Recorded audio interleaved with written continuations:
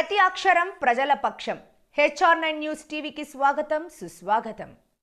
Sundarayya colony anganwadi భవన నిర్మాణ పనులను పూర్తి చేయాలి. CITU demand. 2025 జనవరి 21వ తేదీన centre of Indian trade unions CITU Kadapa జిల్లా బద్వేలు పట్టణ కమిటీ ఆధ్వర్యంలో సుందరయ్య కాలనీలో అసంపూర్తి నిర్మాణంలో ఉన్న అంగన్వాడీ శాశ్వత భవనాన్ని సందర్శించడం జరిగింది.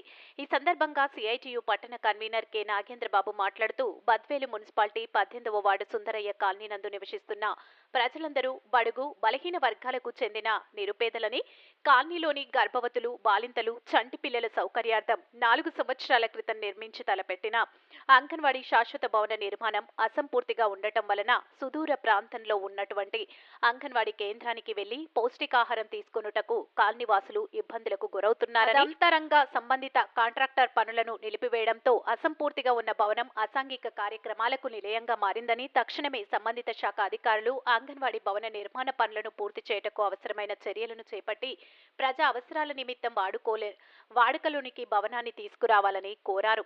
లేని పక్షంలో రానున్న కాలంలో CITU ఆధ్వర్యంలో ఆందోళన కార్యక్రమాలు నిర్వహిస్తామని హెచ్చరించారు. HR9 న్యూస్ ఏపీ మరియు తెలంగాణ రాష్ట్ర ఇన్ఛార్జ్ ఎం రామచంద్రయ్య, ఏపీ ఇన్ఛార్జ్ హృదయనాథ్, కడప జిల్లా స్టాఫ్ రిపోర్టర్ గంగా సుబ్బారాయుడు.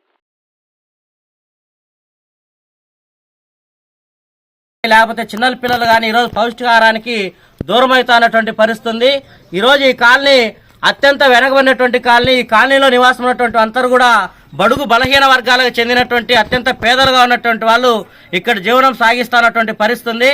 కాబట్టి అసంపూర్తిగా నిర్మాణం ఉన్నటువంటి భవనాన్ని వెంటనే తక్షణమే ప్రభుత్వం చర్యలు చేపట్టి పూర్తి చేసి ప్రజల వినియోగంలోకి తీసుకురావాలని, అట్లాగే ఈ భవనానికి సంబంధించినటువంటి కాంట్రాక్టరు దీని మధ్యలోనే వదిలేసి వెళ్ళిపోయినటువంటి పరిస్థితి ఉంది.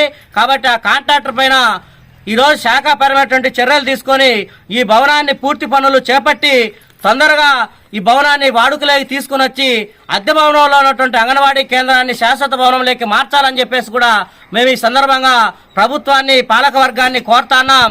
అలా కాని పక్షంలో రానటువంటి కాలంలో CITU పక్షాన ఇక్కడ ఉన్నటువంటి కాలనీలో ఉన్నటువంటి ప్రజానికాన్ని అందరినీ కూడా ఐక్యం చేసి రానటువంటి కాలంలో పెద్ద ఎత్తున ఈ శాశ్వత భవన సాధన కోసం, ఈ అంగన్వాడీ సెంటర్ కోసం పెద్ద ఎత్తున పోరాటాలు కూడా నిర్వహిస్తామని చెప్పేసి ఈ సందర్భంగా అధికారుల్ని, పాలక వర్గాన్ని హెచ్చరిస్తున్నాం.